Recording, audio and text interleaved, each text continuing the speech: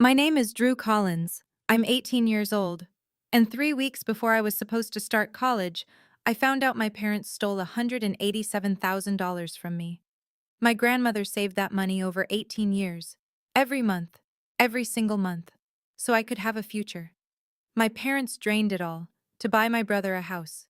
And when I asked why, my mother looked me straight in the eyes and said, "Because he's the one who actually matters in this family." I didn't scream. I didn't beg. I picked up the phone and called my grandmother. What she did next made the evening news. Before we begin, if you connect with this story, please take a moment to like and subscribe, but only if it truly speaks to you. Tell me in the comments, where are you watching from and what time is it there? Now let me take you back to 3 weeks ago, the day one phone call changed everything. I grew up in Ridgemont, small town, 12,000 people, the kind of place where everyone waves from their porch and nobody locks the front door. Our house sat on Oak Street, a brown ranch style with a patchy lawn and a basketball hoop Tyler stopped using years ago. 4 of us lived there: Mom, Dad, my older brother Tyler, and me. On paper, a normal family. In practice, a ranking system. Tyler was the sun. I was background noise. He dropped out of college his sophomore year. His mom threw him a dinner, called it a fresh start celebration. He quit 3 jobs in 2 years. Mom called each boss ungrateful. He moved back home at 24. Mom redecorated his old room. Me? I made honor roll every semester. I joined debate team, worked part-time at the coffee shop on Birch Avenue starting at 15, bought my own textbooks, my own clothes, never asked for gas money. And every time I brought something home, a trophy, a grade report, an acceptance letter, Mom would glance up from whatever she was doing and say, "That's nice, Drew." I remember one evening specifically, junior year. I walked in with a report card, straight A's again, and Mom was on the phone with Tyler. She waved me off without looking, pointed at the kitchen counter. I set the report card down. It was still there 3 days later, unopened. Dad sat at the end of the table most nights, quiet, eyes on his plate. He never said I didn't matter. He just never said I did. The only person who ever made me feel like I counted was my grandmother, Grandma Ruth. She told me when I was 10, "This money is yours, sweetheart. I saved it for your future." I never doubted that. Not once. I didn't know Mom had started draining the account the previous November. Let me tell you about my brother, Tyler Collins, 26, tall, easy smile, the kind of guy who walks into a room and everyone likes him. He got that from Mom, the charm, but the way people just gravitate. What he didn't get was follow-through. He enrolled at State, lasted 3 semesters, then told Mom the professors didn't understand his potential. She agreed. He tried sales, quit, tried bartending, fired, tried freelance graphic design, which mostly meant sitting in his apartment scrolling Reddit while invoices went unpaid. Every single time, Mom had an explanation. The system isn't built for creative people like Tyler. His boss was threatened by him. He just needs the right opportunity. And every single time I succeeded at something, Mom had an explanation for that too. Girls have it easier, less pressure. Drew's just book smart. That's not the same as real world smart. She doesn't have Tyler's burdens. Thanksgiving last year. I'd just gotten accepted to 3 universities. I was waiting for Mom to bring it up at dinner. She didn't. As instead, she stood at the head of the table, raised her glass, and said, "I want everyone to know, Tyler is going to do something incredible. I believe that with my whole heart." The table clapped. Uncle Jim, Aunt Patty, Cousin Sarah, everyone. Nobody mentioned my acceptances. Not one person. Dad sat at the far end, fork in hand, staring at his mashed potatoes like they held the answers to something. After dinner, my phone rang. Grandma Ruth. She wasn't at Thanksgiving. Bad knee that winter. But somehow she knew. Her voice was careful, deliberate. "Drew, I need you to keep everything I've ever sent you. Every envelope. You understand me?" I didn't understand. Not then. "Yes, Grandma. I will." I wish I'd asked why. 3 weeks before move-in day, a Tuesday in July, I'm sitting at the kitchen counter with my laptop open, finalizing my enrollment checklist. Housing deposit, paid from my coffee shop savings. Meal plan. Selected. Tuition. To be transferred from my college fund. I call the bank to confirm the wire instructions. Routine. I've rehearsed this call in my head for months.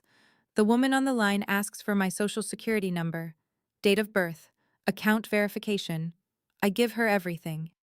Then silence. Not a pause. Silence. The kind where you can hear someone choosing their words. Miss Collins? I'm showing a current balance on this account of $214.36. I laugh. I actually laugh because obviously there's a mistake. I'm sorry. Can you check again? The account should have approximately 187,000. More silence. Keyboard clicking. Ma'am, I'm looking at the transaction history. There have been multiple withdrawals over the past 8 months, amounts ranging from $9,000 to $15,000 per transaction. The withdrawals were authorized by the custodian on the account, a Mr. Roy Collins. My father. I don't say anything. The kitchen is so quiet I can hear the refrigerator humming. Through the window, I see Tyler's new truck in the driveway, the one he got last month. The one Mom said was a good deal from a friend. My hands aren't shaking. They should be, but they're not. Everything is just still. Like the world pressed pause and forgot to press play. $214 out of 187,000. 8 months. They'd been taking it for 8 months. I set the phone down gently, stood up from the counter, and I went to find my mother. She's in the living room, feet up on the ottoman, watching some renovation show. Glass of iced tea sweating on the side table, completely at ease. Mom, where is my college fund? She doesn't flinch. He doesn't even look surprised. She picks up the remote, mutes the TV, and turns to face me like I've just asked about the weather. We used it for your brother's house. He needed it more than you do. The room tilts. Not physically, but something shifts inside me. Some load-bearing wall I didn't know was there just cracked. That was my money. Grandma Ruth saved it for me. Mom smiles. Not warm, patient. The way you'd smile at a child who doesn't understand how the world works yet. Your grandmother can save all she wants. I'm your mother. I decide what's best for this family. That was a custodial account. Legally, it's mine.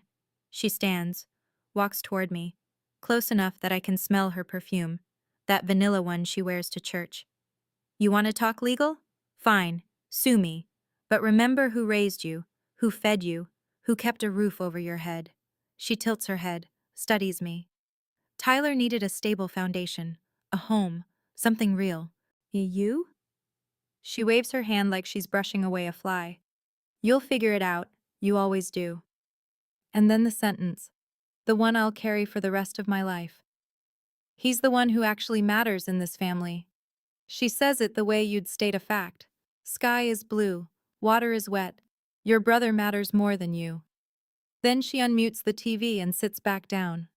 I'm still standing there, but something inside me has already left the room.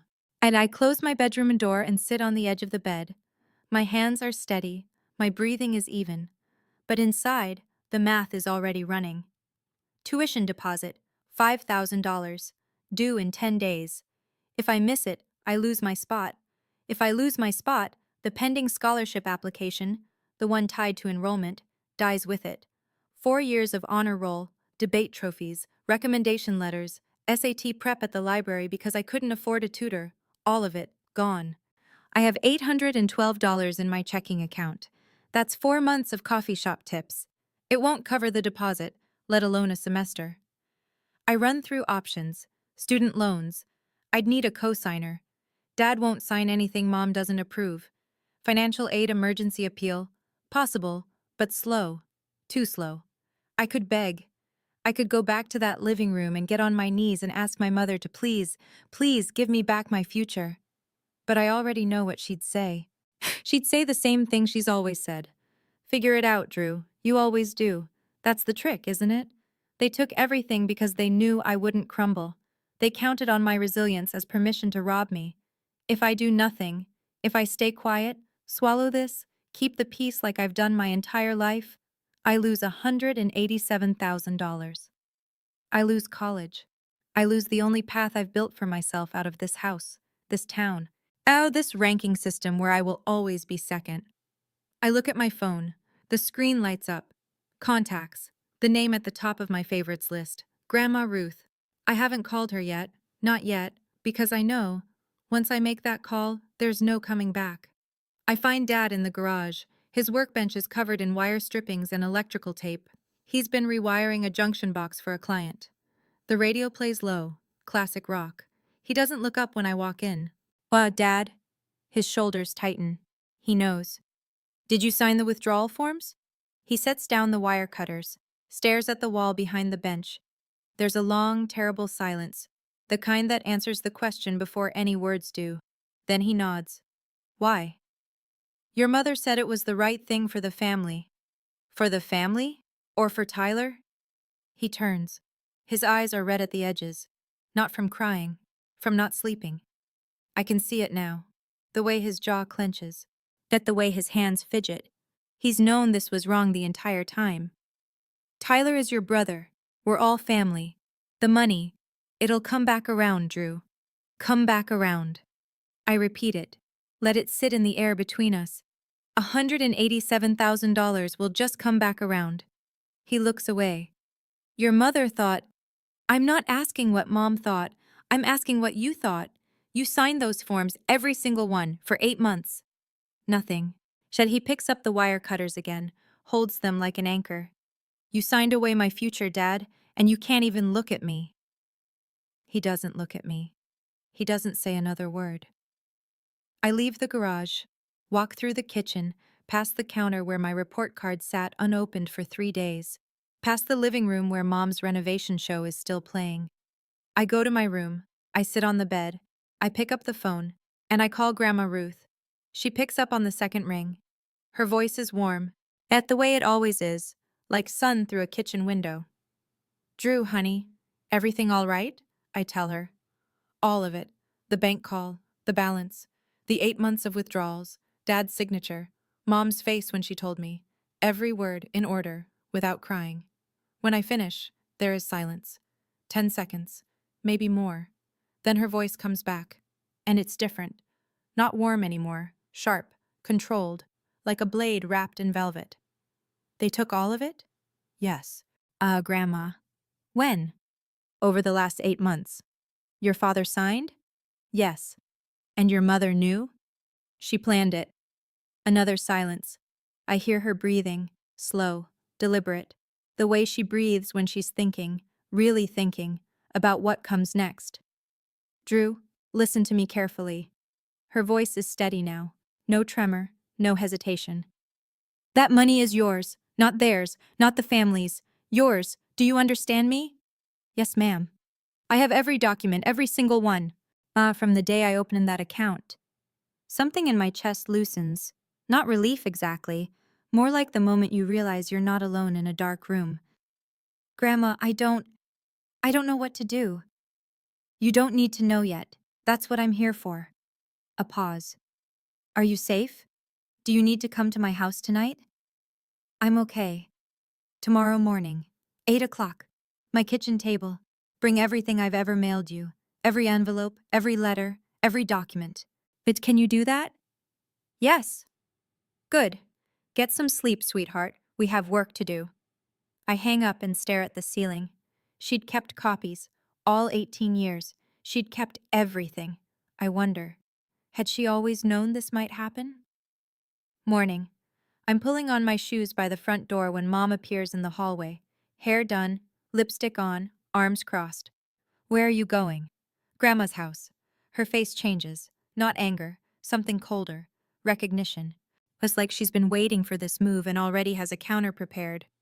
You called your grandmother about this. It's her money she saved. She deserves to know. Mom steps closer. Her chin trembles, right on cue. Drew, you are tearing this family apart. Do you understand what you're doing? The tears arrive. Practiced, precise. Your grandmother doesn't understand our situation. She never has. She's always judged me. This isn't about judgment. Mom. You're choosing her over your own mother, after everything I've done for you. I watch her perform. The quivering lip, the hand pressed to her chest. I've seen this exact routine 100 times. When Dad questioned the credit card bill, when Tyler's landlord called about late rent, when Aunt Patty asked why I wasn't in the Christmas card photo. Cry, deflect, reframe. Make yourself the victim. Dad stands behind her in the hallway, arms at his sides, silent. A witness to everything, as a participant in nothing. I'm not destroying this family, Mom. You did that when you stole from me. Her eyes go flat. The tears stop like someone turned off a faucet. Be very careful, Drew. I step past her. She doesn't move to block me. She doesn't need to. She's already reaching for her phone as I walk out the door. I'm barely in the car when I see it through the window. Mom pacing the kitchen, phone to her ear, gesturing wildly. She's calling Tyler, I'm sure of it. And damage control has already begun. Grandma Ruth's house sits on Maple Street, a small white cottage with blue shutters and a porch swing that's been there since before I was born. Hydrangeas along the walkway. Wind chime by the door. It always smells like coffee and lavender inside. She's waiting at the kitchen table, reading glasses on. A blue folder open in front of her, and beside it, a second folder, and a third. I stop in the doorway. Grandma, how long have you had all that? 18 years, she says without looking up. Sit down. I sit. She slides the first folder across the table. Inside, the original UTMA account opening document. My name, Drew Collins, beneficiary. Dad's name, Roy Collins, custodian. Dated the month I was born, notarized. Second folder, annual account statements, every single year. 18 of them, organized chronologically with color-coded tabs. Third folder, the most recent statement. Then current balance, $214.36. She taps it with her finger. I requested these from the bank every January. Every year, because I know my daughter.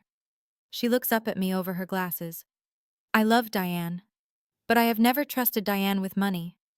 My throat tightens. You knew this could happen. I hoped it wouldn't. She closes the folder gently. But I prepared for the possibility. That's not the same as expecting it.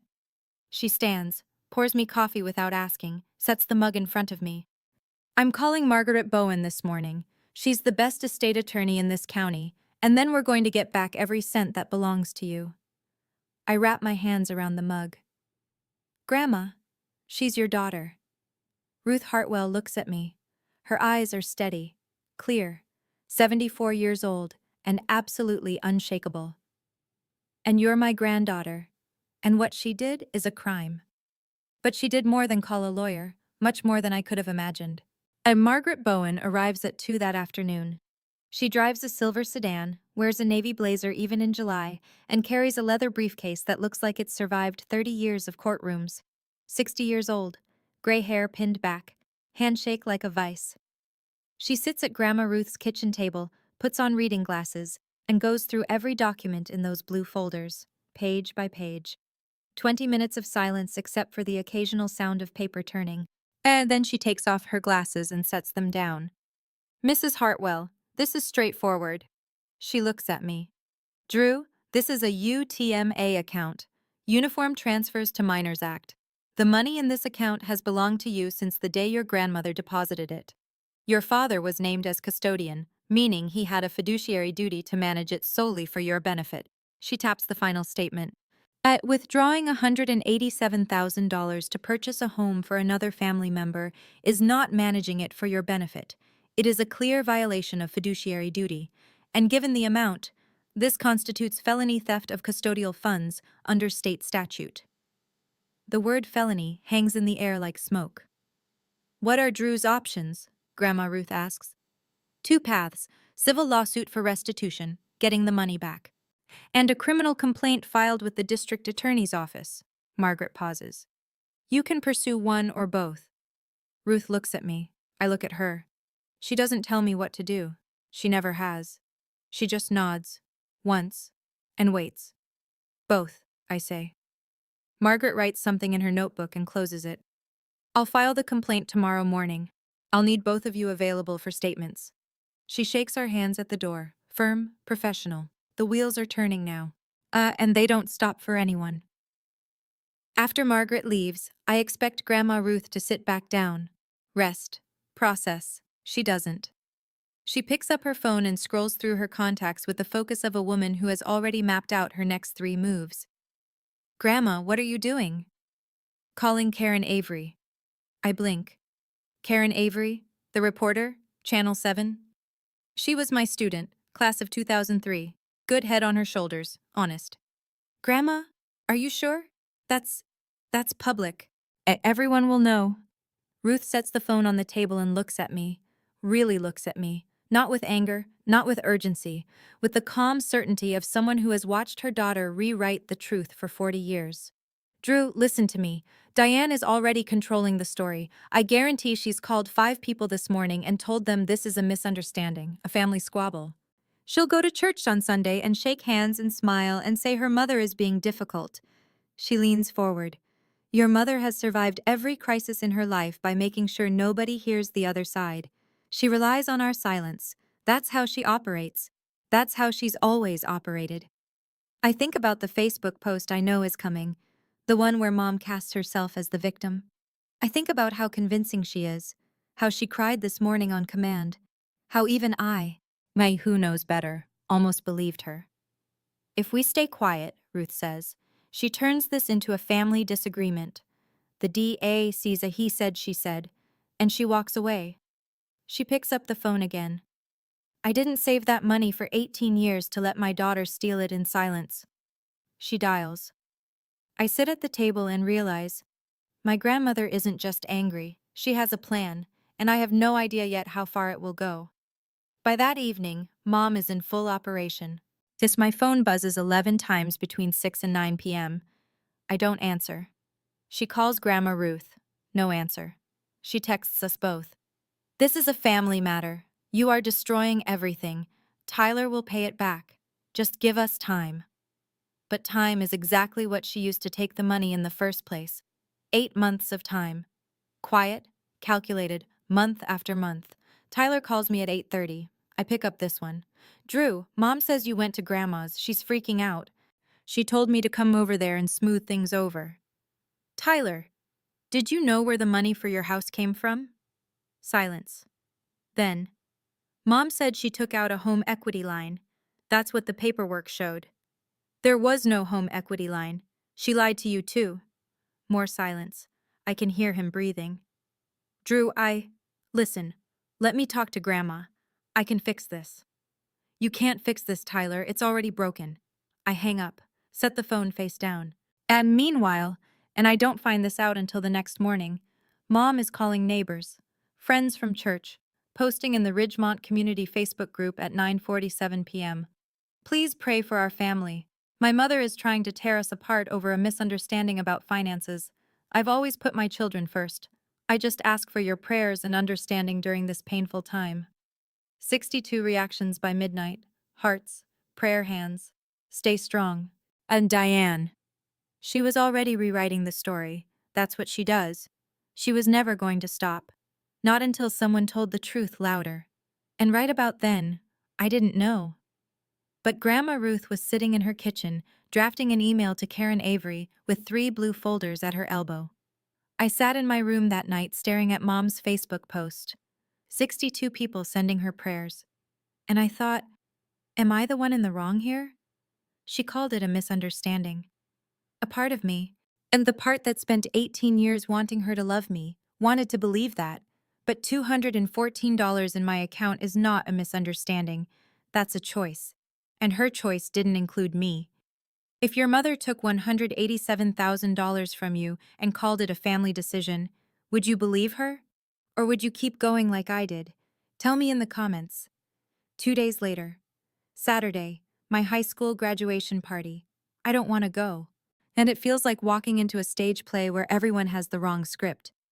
But Grandma Ruth calls me that morning and says, go, sweetheart. Smile. Be gracious. Let your mother feel comfortable. Something about the way she says it makes me think this is part of a larger design. But I don't ask. The party is at our house on Oak Street. Mom has gone all out. Streamers in the school colors. A banner that reads, Congratulations Drew in gold letters. Catered sandwiches from the deli on Main. A sheet cake with my name on it. 30 people fill the living room and spill onto the back patio. Uncle Jim and Aunt Patty. cousin Sarah, three of my teachers, including Mrs. Patterson, who taught me AP English for 2 years, neighbors, Mom's church friends, a few of Dad's work contacts. Tyler is here too. He sits in the corner of the patio with a beer, barely talking. He looks like a man who hasn't slept in 3 days. Mom glides through the room like she's hosting the Emmys. Lipstick perfect, smile locked in place. She touches shoulders, refills glasses, laughs at every joke. At one point, she stands near the banner and puts her arm around me for a photo. "I'm so proud of this girl," she announces to no one in particular. "My independent little fighter. She's going to do amazing things." I smile for the camera. I say thank you when people hand me cards. I eat cake. But the whole time I'm watching, counting faces. 30 people in this room. Not one of them knows my college fund is gone. Not yet. It happens halfway through the party. I'm standing by the food table when Great Aunt Bonnie, Mom's aunt, walks up with a napkin in one hand and a smile so genuine it makes my chest ache. "So, Drew, where are you headed for college, sweetheart? I know Ruth must be so proud." The room doesn't exactly go quiet, but conversations thin. A few people turn. Before I can answer, Mom is there. Is materializing out of nowhere with her hand on my shoulder, squeezing just hard enough. "Oh, Drew is still figuring things out. You know kids these days. They change their minds every other week." Aunt Bonnie tilts her head. "But didn't Ruth set up a fund for her? She's talked about it for years." The room is listening now. I feel it. That collective lean in. Mom doesn't miss a beat. Mother's fund was really more of a family investment. And we redirected it where it was needed most. She beams. "Tyler just bought his first home. Isn't that wonderful?" A few nods, a few polite murmurs of congratulation. But not everyone. I see Mrs. Patterson near the window. She's not nodding. She's watching Mom with narrowed eyes, then looking at me, then back at Mom. Her jaw is tight. Uncle Jim glances at Dad. Dad is suddenly very interested in his paper plate. Mom keeps going. "Drew has always been self-sufficient. She doesn't need a fund. She's got grit. Right, honey?" She squeezes my shoulder again. The whole room is waiting for me to agree. I don't agree. I don't say anything at all. I just look at my plate and think, she just told 30 people she stole my money, and she doesn't even realize it. After the party, the backyard empties slowly. Paper plates in the trash. Leftover cake on the counter. Mom inside, doing dishes, humming like nothing happened. Tyler catches me on the back porch. Drew? Wait." I stop. He looks terrible, eyes bloodshot, hands in his pockets, shifting his weight like a kid standing outside the principal's office. "That fund, was it really yours? Like, legally? Only yours?" I pull up the photo on my phone, the one I took at Grandma Ruth's kitchen table, the UTMA document. His eyes scan it. Beneficiary, Drew Collins. Custodian, Roy Collins. No mention of Tyler. No mention of Diane. No mention of family. His face drains of color. "Oh, I didn't know," he says, almost a whisper. "Drew, I swear to God, I didn't know." "I believe you." Mom said, she told me it was a home equity line of credit. She showed me paperwork. She said it was all legitimate. "There was no line of credit, Tyler." He sits down on the porch step, puts his head in his hands. For a long moment, neither of us says anything. The crickets are loud. A car passes on Oak Street. "What do you want me to do?" he asks. I sit down next to him, not close. But next to him. "I don't want anything from you. I just want what's mine." He nods, slowly, like the weight of it is settling into his bones. "She lied to me too," he says quietly. "She looked me right in the face and lied." "Yeah," I say. "She did." We sit there in the half-dark, two siblings on opposite sides of a theft neither of us planned. And for the first time in our lives, we're on the same page. But I know, same page doesn't mean same ending. Monday morning. And Mom opens the mailbox and finds an envelope from the law office of Margaret Bowen. I know this because I hear her scream from inside my bedroom, not a word. A sound, raw, furious, like an animal caught in a trap. 30 seconds later, she's banging on my door. "You're pressing charges? Against your own parents?" I open the door. She's holding the letter, Formal demand for restitution. Notice of criminal complaint filed with the district attorney. Are you out of your mind? Drew? You stole $187,000 from me, from a custodial account. That's a felony. This is our family. This is not. This is not something you take to a courthouse. I don't raise my voice. I don't need to. The facts do the work. You had 8 months to tell me. You chose not to. This is the consequence. And then, the shift. The tears again, right on schedule. She crumples the letter against her chest. Her lip quivers. Her voice drops to that wounded whisper she's perfected over decades. I was trying to help this family. Both my children. You don't know the pressure I've been under. Tyler didn't need my college fund, Mom. Her eyes harden. The tears evaporate. And there she is, the real Diane. Not the martyr, not the devoted mother, the woman who looked at her daughter's future and decided it was currency. If you go through with this, she says, voice flat, you will never be part of this family again. I hold her gaze. I already wasn't. She stares at me for 3 full seconds. Then she turns, walks down the hall, and slams the bedroom door so hard the family photos rattle on the wall. The next morning, Grandma Ruth called Karen Avery, and everything changed. Karen Avery arrives at Grandma Ruth's house on Wednesday at 10 a.m. A cameraman, a field producer, a gray Channel 7 van parked on Maple Street. Karen is in her early 40s, and sharp eyes. She shakes Grandma Ruth's hand at the door and says, Mrs. Hartwell, I haven't seen you since sophomore English. You were a terrible speller, Ruth says, but an excellent listener. That's what matters today. They sit at the kitchen table. The blue folders are open, camera rolling. Ruth tells the story the way she does everything, calmly, completely without embellishment. 18 years of saving. $500 to $800 a month from a teacher's salary and pension. A total of $187,000, including investment returns, all deposited into a custodial UTMA account for her granddaughter, Drew Collins. She slides the documents across the table. Opening paperwork, annual statements. The final balance, $214. My daughter and her husband withdrew every penny, she says, looking directly into the camera. They used it to purchase a house for their son, not for Drew. Drew did not receive a single cent. Karen asks, And you're filing criminal charges against your own daughter? Ruth folds her hands, steady, unshakable. I love my daughter. I will always love my daughter. But I love justice more. And Drew deserves justice. That money was never mine to give Diane. It was never Diane's to take. It belonged to Drew from the day I deposited the first dollar. The camera holds on her face for a long moment. 74 years old, retired school teacher, backbone of steel. Karen Avery thanks her, packs up, and tells us the segment will air on Thursday evening's broadcast. 48 hours. In 48 hours, the whole town will know. Thursday, 6 o'clock news. I watch from Grandma Ruth's living room. She sits in her armchair, hands folded in her lap, eyes on the screen. And neither of us speaks. The segment runs 4 minutes. Karen Avery narrates over B-roll of our town, the courthouse, the bank on Main Street, the high school. Then Grandma Ruth's face fills the screen. Her voice, steady and clear, carrying the truth into 12,000 living rooms.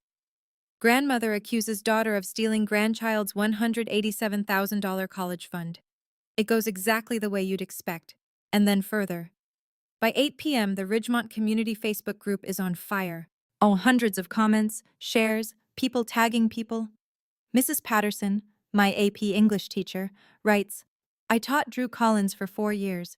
She earned every grade, every award, every opportunity. That girl deserves better than this. 87 likes in 20 minutes. Parents start posting, I have a UTMA for my son, checking it right now. Does this happen? Can a parent just take the money? I'm calling my bank tomorrow.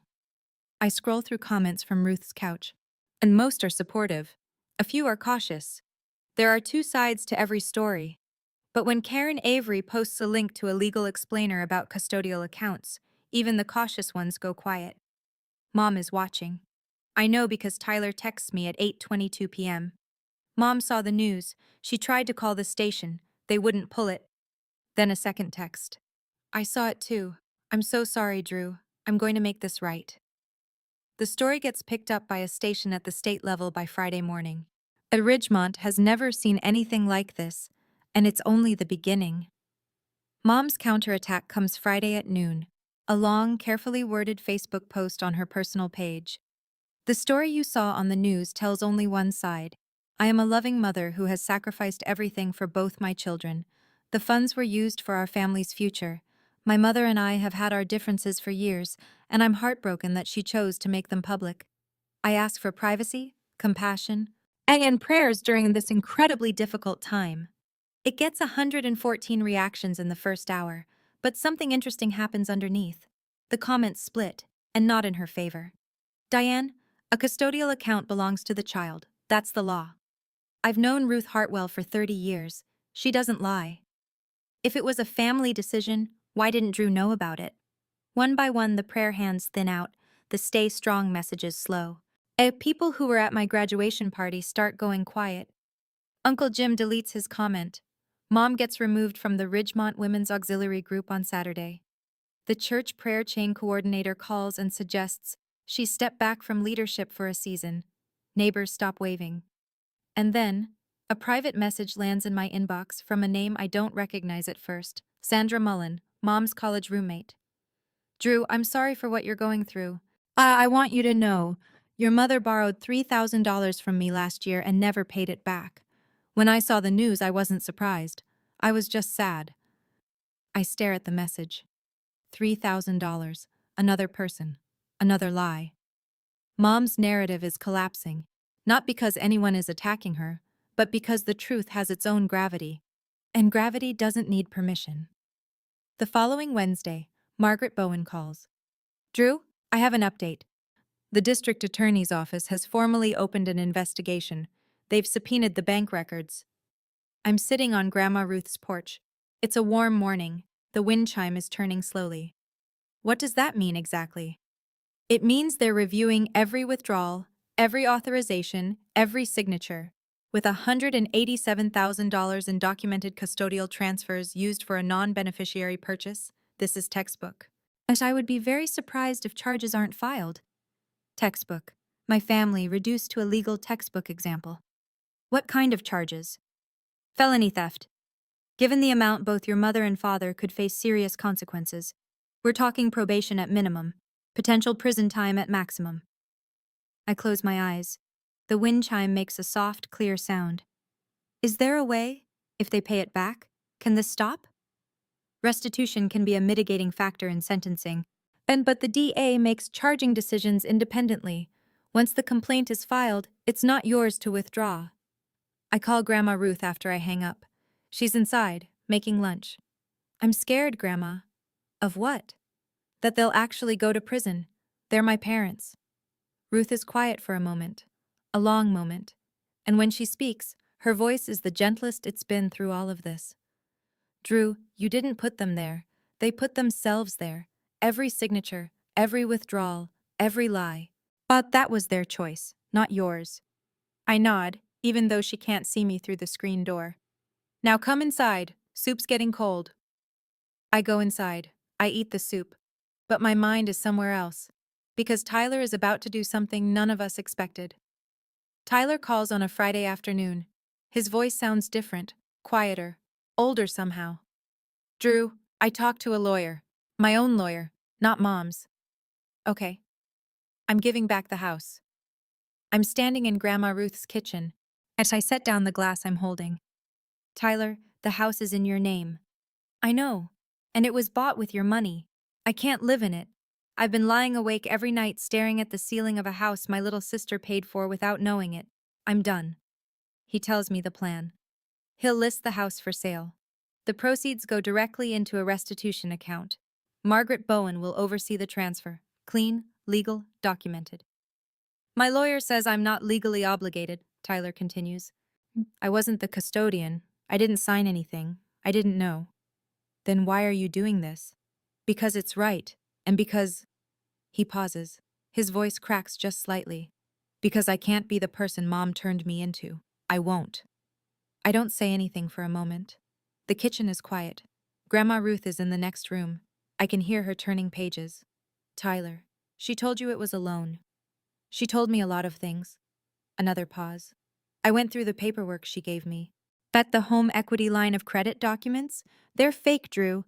There's no HELOC, no lender, no loan number. She fabricated them. The air leaves my lungs. Mom didn't just steal from me. She built a paper trail of lies to cover it. She forged documents. She lied to her own son's face. Thank you, Tyler, I say, because it's all I can manage. Don't thank me. I should have asked questions a long time ago. He hangs up. I sit down at the table and stare at the wall. This family is broken. But maybe not all of it. 2 weeks later, the DA makes it official. Diane Collins and Roy Collins are formally charged with felony theft of custodial funds. The amount? $187,000. The charge? Misappropriation of UTMA assets held in fiduciary trust for a minor beneficiary. Karen Avery runs the update on Thursday's broadcast. Ridgemont couple faces felony charges after allegedly draining granddaughter's college fund. Mom hires a defense attorney. That his strategy is predictable. Argue that as custodian, Roy believed he was acting within his rights, that the family understood the funds to be collective. A misunderstanding of custodial obligations. But the bank records tell a different story. 9,000 here, 12,000 there, 15,000. Spread over 8 months, just below the reporting thresholds that would trigger automatic alerts. Calculated, deliberate, not a misunderstanding, a strategy. And then Tyler's revelation about the fabricated HELOC documents reaches the DA. That changes everything. Falsified paperwork turns a bad decision into premeditation. Roy, through his lawyer, approaches the DA with a plea offer. He wants to cooperate, admit fault, accept responsibility. Mom refuses. She's still fighting, still insisting this was her right as a mother. I watch the news from Grandma Ruth's living room. The same armchair, the same folded hands. I didn't want them in court, I say to no one in particular. I wanted them to be my parents. Ruth reaches over and squeezes my hand. She doesn't say anything. She doesn't need to. Outside, the streetlight on Maple flickers on. The sun is going down over Ridgemont, and the Collins family, whatever that word used to mean, will never be the same. But the truth is out, and truth, unlike money, can't be withdrawn. While the legal machinery grinds forward, Grandma Ruth does what she's always done. She acts. On a quiet Tuesday, she meets with Margaret Bowen at the attorney's office downtown. I sit beside her. Margaret has paperwork spread across the conference table, but this time, it's not about the case. It's about the future.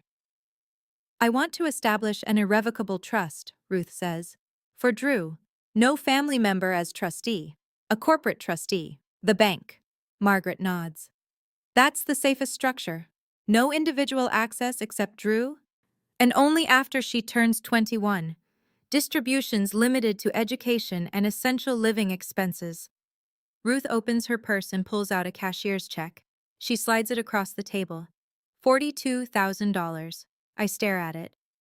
Grandma, that's everything I have left. She says it plainly, like she's telling me the time. My savings, my pension reserve, everything that isn't this house and my Social Security. I can't take that. You're not taking it. I'm giving it. But the same way I gave the first dollar 18 years ago. She puts her hand on mine. Her fingers are thin, warm. It's not 187,000, but it's enough to start. I cry. For the first time since this whole thing began, I sit in the lawyer's office and cry like I'm 10 years old. Ruth doesn't tell me to stop. She doesn't say it'll be okay. She just holds my hand and waits until I'm done. You are worth every penny, Drew. You always have been. Margaret files the trust paperwork that afternoon. $42,000.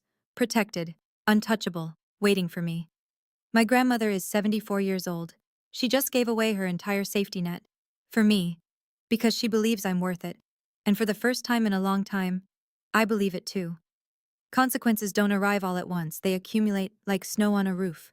Quiet at first, then heavy enough to change the structure. As Mom gets let go from her part-time job at Ridgemont Floral. Mrs. Garza, the owner, calls her into the back room on a Monday and says, "Diane, I can't have someone facing felony charges representing my shop. I'm sorry. Mom tells Dad it's because business is slow. Dad knows better. He doesn't say anything. Dad's work dries up too. He's a self-employed electrician, has been for 20 years, but in a small town, reputation is the only resume that matters. Two regular clients cancel contracts the same week. A third stops returning calls. Nobody sends a formal letter. They just disappear. Mom gets removed from the church women's auxiliary board. Not asked to step down. Removed. Pastor Davis calls the house and requests a private meeting. Mom doesn't go. The neighborhood shifts, subtle but unmistakable. Mrs. Whitfield across the street used to wave every morning. Now she checks her mailbox with her back turned. At the Petersons next door stop inviting my parents to the 4th of July barbecue. Tyler sells the house. It closes in 6 weeks. Net proceeds after fees, $178,000. Every cent goes into the restitution fund that Margaret Bowen set up. Tyler moves into a studio apartment across town. He picks up extra freelance work. He doesn't complain. Tyler and I still talk. Short conversations, careful ones. Yet he texts every few days. Hope classes go well. I reply, thanks, hope you're okay. We're not where we were, but we're not gone either. The town doesn't forget. But the town also doesn't pile on. People just adjust. They rearrange their understanding of who Diane Collins really is. And that for someone who built her life on image, is the worst punishment of all. I don't ask for help. I never have. That's kind of the whole problem. But help comes anyway. Mrs. Toll Patterson, my AP English teacher, the one who watched Mom's speech at the graduation party and didn't nod, starts a GoFundMe 3 days after the Channel 7 story airs. The title? Help Drew Collins Get to College. Goal? $20,000. It hits 20,000 in 16 hours. By the 72-hour mark, the total is $67,000. Donations from across the state. $5 here, $50 there, a few anonymous gifts of $500. People I've never met. Writing notes like, I was the overlooked daughter too. Go get your degree. And, Ruth Hartwell taught my mother in 1987. The apple doesn't fall far. Then the university calls. The admissions office. A woman named Dr. Simmons. Drew, we've been following your situation. We'd like to offer you a full tuition scholarship based on your academic merit and demonstrated community leadership. I'm sitting on Grandma Ruth's porch when she says it. My hand shakes for the first time in weeks. So, full tuition? Full tuition. 4 years. We believe in you, Drew. I hang up and walk inside.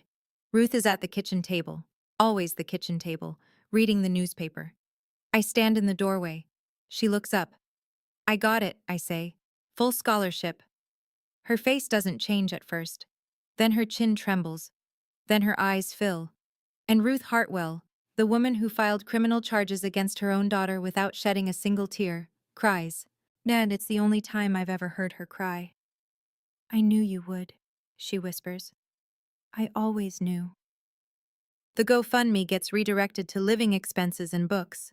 Every dollar accounted for, every penny toward the future. And somewhere in the list of donors, an anonymous gift of $500. I find out later it was Tyler. 4 months later. October. The leaves on Maple Street have turned gold and the air smells like wood smoke in someone else's fireplace. Roy's plea deal goes through first. He pleads to misdemeanor theft, reduced from felony, in exchange for full cooperation and testimony. 3 years probation, $93,500 in restitution, his half. He stands in the courtroom in a gray suit that doesn't fit quite right and says, I accept responsibility, Your Honor. He doesn't look at me, but I see his hands trembling at his sides. Mom holds out longer. So she cycles through 3 arguments. The money was a family resource. She had custodial discretion. Ruth was acting out of spite. Her attorney pushes each one. The judge listens. The evidence speaks louder. The fabricated HELOC documents seal it. In the end, Diane Collins accepts a plea. Felony theft, reduced to Class 4. 5 years probation. $93,500 in restitution. 200 hours of community service. No prison time, but a permanent felony on her record. And she says nothing in court. Not, I'm sorry. Not, I was wrong. She signs the paperwork, stands, and walks out of the courtroom without looking at anyone. Tyler's house sale covers $178,000 of the total restitution. Mom and Dad owe the remaining $9,000 through monthly payments. Combined with Ruth's trust, the scholarship, and the GoFundMe, I start college in the fall. On time, fully funded, textbooks bought, dorm room assigned. And I sit on my new bed on move-in day and let the math settle in. Justice doesn't feel like victory. It feels like grief with a receipt. There was a moment, I keep thinking about it. If Mom had just said, "I'm sorry." 2 words. Would I have dropped the charges? I don't know. But she never said it, not once, not even today. That's the part I keep coming back to. Not the money, not the courtroom, the silence where an apology should have been. And I sometimes wonder, if your parents did this to you, and they never once said they were sorry, even with the evidence in front of the judge, even with the whole town watching, could you forgive them? Or would you hold the line? I don't have the answer yet. Maybe I never will. But I'd really like to know what you think. Would you forgive? Or would you protect your boundary? Tell me in the comments. I read every single one. It's November now. My dorm room is small. A single bed, at a wooden desk, a window that looks out over the main quad where students cut across the grass between classes. On the wall above my desk, there's one photo. Grandma Ruth and me on graduation day. She's wearing her blue cardigan, the one with the buttons she's had since I was a baby. I'm in my cap and gown. We're both smiling. It's the only photo from that day I kept.